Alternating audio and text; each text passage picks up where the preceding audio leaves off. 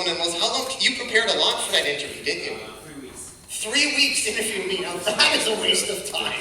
No offense, Tim, but thank you very much. I'm honored. I mean, that is amazing. Like that is incredible. Actually, let's round of applause. Thank you, Tim. I'm honored. Tim's story was incredible. So, question? Yeah, I have a blog called Spliff Breaks, and one of the questions that we often ask people is who, in their opinion, is the most underrated Canadian? And being that you have quite a plethora of knowledge of not only music, but Canadian history as well, I'm just curious, who would that be, in your opinion? In music? Life.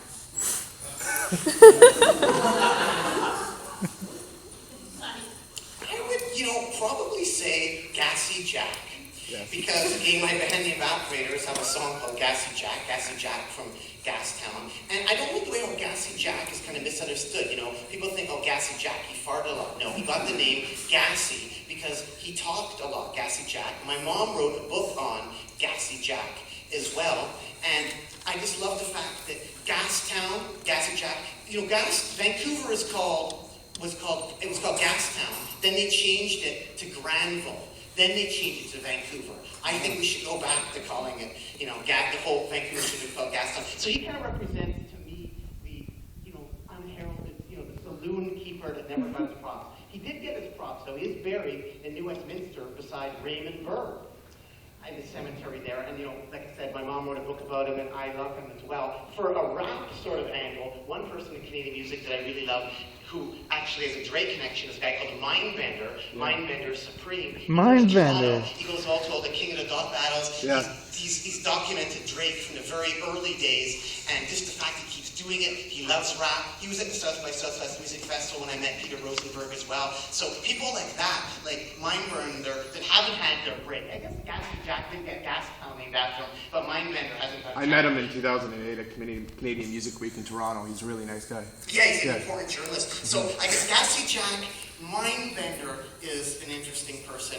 And I'm also going to say a couple other people here. The inventor of K-Tel. He's from Winnipeg, which I think is great. And also Brian Turner from Priority Records from Winnipeg, because the guy who started Priority Records, remember Priority Records is the one who put out Snoop Doggy Dogg. Where did he get the money to put out Snoop Doggy Dogg? He started the California Raisins. Remember the California Raisins? California Raisins gave the money for Snoop Doggy Dogg. So he's from Winnipeg. So I like that connection as well. Like the Canadian, so I guess there are quite a few. And then maybe if we skip to Montreal, I really liked Og Records because they started an independent punk label in the 1980s, and one of the bands, the Gruesomes, played in Vancouver, and the Gruesomes playing in Vancouver presented an opportunity for me to organize a rock and roll gig. And once I started organizing rock and roll gigs, started playing rock and roll gigs, started meeting different types of people, and when you start to meet different types of people, meet different types of bands, then I was able to meet the band of Fastbacks, and Duff McKagan of Guns N' Roses used to play the Fastbacks. So when I interviewed Duff McKagan, I was able to ask about the Fastbacks and punk rock history,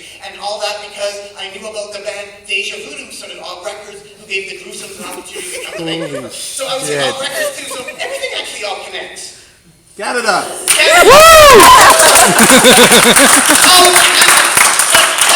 back. I hate to dwell on rap, but let's just say, because you mentioned, but one thing that is important for Vancouver, give Vancouver props, right, for rap. There's a record called Michael Viner's Incredible Bongo Band. It's a record that everybody has sampled, and there's a movie coming out in that. And where was that record recorded? Vancouver. Vancouver, British Columbia, Canada, Can-based studios. I showed this to Africa Mababada, legendary DJ from New York, and he didn't believe it was recorded in Vancouver.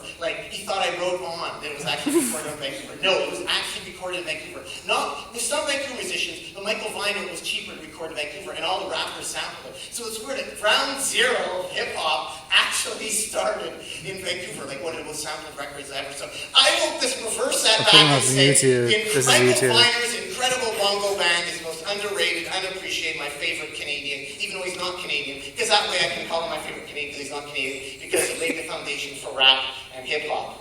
Thank you. Thank you very much.